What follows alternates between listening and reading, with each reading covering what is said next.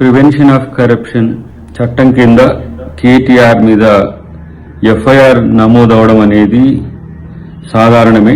ఎందుకంటే గత కొన్ని రోజులుగా ఏసీబీ ఈ అంశాల పట్ల సమగ్రమైన విచారణ చేపట్టడం ఒకటి, ఫార్ములా ఈ రేస్ కార్ల విషయంలో తాను తీసుకున్న నిర్ణయాలు ఏకపక్షంగా ఉండడమే కాకుండా కేబినెట్ అప్రూవల్ లేకుండానే నేరుగా నిధుల వినియోగం జరిగిందనేది అభియోగం ఉంది. దాని విషయంలో చట్టం తన పని తను చేసుకుపోతున్న క్రమం. అందుకనే మనోడు ప్రతిసారి అరెస్ట్ చేసి చేసుకోండి, పెడితే కేసులు పెట్టుకోండి, ఈ మాటలు అందుకే వస్తున్నాయి అనేది మనకు దీని ద్వారా అవగతం అవుతున్నది.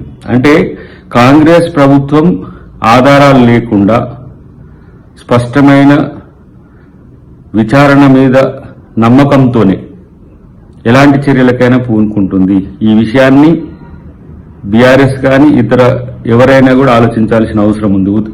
ఊరికే బట్టగాల్చి మీదేసుడే, ఆధారాలు లేకుండా అరెస్ట్ చేసుడే అనేది కాంగ్రెస్ ప్రభుత్వం చేయదు.